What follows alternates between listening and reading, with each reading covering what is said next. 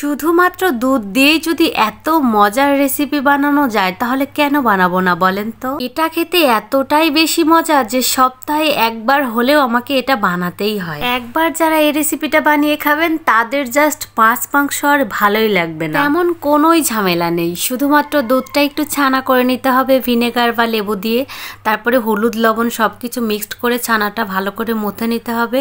এইভাবে শেপ দিয়ে নেবেন, আপনার যেরকম শেপ দিতে ইচ্ছা করবে সেরকম ভাবে। তো আমি এরকম গোল গোল করে শেপ দিয়ে নিয়েছি। এগুলো জাস্ট এখন তেলে একটু ভাজি করে নেব, জাস্ট অল্প তেল দিয়ে নিয়েছি, এখন একটু একটু করে ভাজি করে নেব।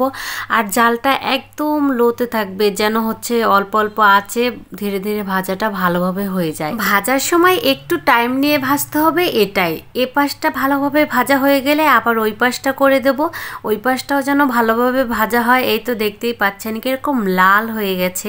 হ্যাঁ, এরকম লাল লাল করে ভাজি করে নিতে হবে। দেখতেও কিন্তু এখনই অনেক বেশি মজা লাগছে, তাই না?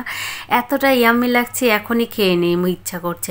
তবে এটা কিন্তু এইভাবেও খাওয়া যায়। আপনি চাইলে গরম গরম ভাতের সাথে এই ছানার বড়াগুলো একদম খেতে পারেন, এত বেশি মজা লাগে। কিন্তু আজকে আমি এইভাবে খাবো না, একদম রান্না করব, সেই জন্য সব প্রস্তুতি করে নিয়েছি। আমার বড়াগুলো কিন্তু একদম লাল করে ভাজা হয়ে গেছে। এবার আমি রান্নার প্রসেসে চলে যাব। এই তো তেল দিয়েছি, তারপরে গোটা গরম মশলা যেগুলো সেগুলো দিয়েছি, তারপরে কিছু বাটা মশলা দিয়েছি। আজকে বেটেই রান্না করব, কারণ বাটা মশলার স্বাদ সব সময় বেশিই হয়। আর মশলাটা কিন্তু আমি অনেকটা সময় নিয়ে খুব ভালোভাবে কষিয়ে নেব, কারণ মশলা কষানোর উপরেই স্বাদটা নির্ভর করে।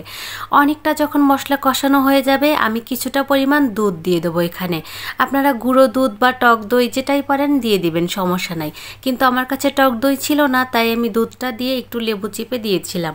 তো তারপর ভালোভাবে আবারও একটু কষিয়ে নিব। তারপরে কিন্তু আমি ঝোলের জন্য জল দিয়ে দিয়েছি। আর ঝোলের জন্য একদম সামান্য পরিমাণ জল দিলে কিন্তু হবে না, কারণ এই ছানার বড়াগুলো অনেকটা জল টেনে নেবে। সেই জন্য আমি পরিমাণে একটু বেশি ঝোল দিয়ে দিয়েছি। যখন ঝোলে বলক আসা শুরু করবে তারপরে কিন্তু আমি বড়াগুলো এভাবে দিয়ে দিয়েছি। এই তো এখন কিন্তু পুরো বলক চলে এসেছে, আর অল্প কিছুক্ষণ অপেক্ষা করলে রান্নাটা একদম রেডি হয়ে যাবে। আর ঝোলে কিন্তু আমি গরম জলটাই দিয়েছি। এখানে অবশ্যই গরম জলটাই ব্যবহার করার চেষ্টা করবেন, তাহলে ঝোলের স্বাদটা ঠিক থাকে। এই তো অনেকটাই কিন্তু হয়ে এসেছে। এখন আমি ভাজা জিরে আর গরম মশলার যে গুঁড়োটা ছিল সেটাই দিয়ে দিয়েছি। আর অল্প কিছুক্ষণ নাড়াচাড়া করলে রান্নাটা একদম রেডি হয়ে যাবে। এই তো দেখতেই পাচ্ছেন কতটা ইয়াম্মি হয়েছে। এটা কিন্তু রুটি পরোটা সব কিছুর সঙ্গেই কিন্তু খাওয়া যাবে, কিন্তু আমি গরম গরম ভাতের সঙ্গে আজকে খেয়েছিলাম। এই তো রান্নাটা কিন্তু একদম পুরোপুরি রেডি হয়েছে। কেমন হয়েছে অবশ্যই কমেন্ট করে জানাবেন। আমার আজকের রেসিপিটা যদি ভালো লেগে থাকে তাহলে অবশ্যই লাইক কমেন্ট শেয়ার করে পাশেই থাকবেন। আর এরকম নতুন নতুন আরও রেসিপি পেতে আমার পেজটা ফলো দিয়ে পাশেই থাকবেন। যারা এতক্ষণ আমার ভিডিওটা দেখেছেন সবাইকে অসংখ্য ধন্যবাদ।